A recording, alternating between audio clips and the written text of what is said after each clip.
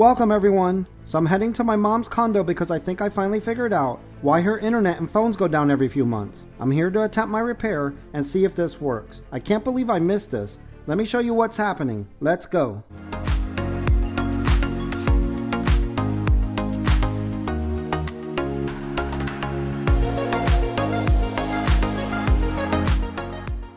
This is her Frontier Optical Network Terminal, or ONT. It's a box that connects the home's fiber optic network to the internet. Let me show you where this is plugged in to get its power. Its power wire comes from the attic, ignore that orange extension cord, comes down in that cord covered channel to its power supply, which is plugged into this GFCI receptacle in her garage. The first thing I tried was changing out this GFCI to a weather resistant one, thinking it was old and bad, but every few months it kept popping still. I even had to make this picture and would text it to her if she called me to say her internet was down. Because this was happening every few months, it would help remind her what to look for and how to do the reset. So here's her ONT, and I finally noticed this outdoor receptacle. It's normally covered by this hose. Sure enough, when I tested it, of course it was connected to the GFCI in the garage. When I changed out the GFCI, I did notice it was wired to a load, which means another receptacle is in the circuit, but I hadn't connected the dots yet. I assumed the GFCI changed out fixed my problem until it tripped again. So I'm back today to change out this receptacle and a new better metallic waterproof flat cover. I believe one or both of these devices can be my problem. After you watch me change this out, I'll show you how to test the GFCI, how this is all connected, and if it worked. Okay, the first step is always to turn off the breaker. If this is something you're not experienced doing, hire an electrician.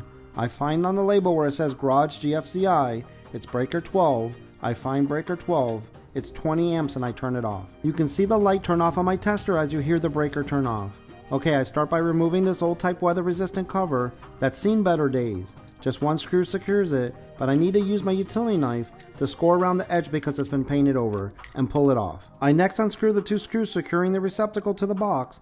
I finally get a look at its condition. I've seen a lot worse, but definitely looks old and worth upgrading either way. I pull it out carefully from its surface ears, not touching the terminals yet. Then use my voltage tester to double check the power's off. We are good, let's remove it. I start by unscrewing the ground screw, then use my screwdriver to open the loop.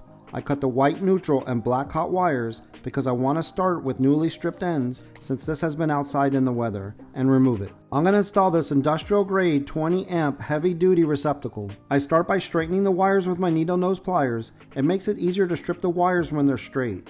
If you look on the back of your receptacle, there's a strip gauge to help you with the amount of insulation you want to strip off. I just do it by eye from experience. I straighten the ground wire next. The long nose of a needle nose pliers for me is the best tool for this. You just squeeze it and work it going around the wire until it's straight. I next blow in the electrical box to remove any dust or dirt and inspect all the wires and their connections. Not seeing any potential issues, I wire up the new receptacle. I like these heavy duty receptacles because they have these little plate clamps under the screws. This allows you to simply insert the wire straight under the plate clamp and tighten the screws. You don't need to loop the ends. So I start with the ground screw first and get it clamped tight. Next, I insert the white neutral wire on the silver screw side. Silver screws always indicate the neutral side. So I clamp it down real tight, then flip it to the other side. Repeating everything I just did for the neutral, I insert the black hot wire on the brass color screws.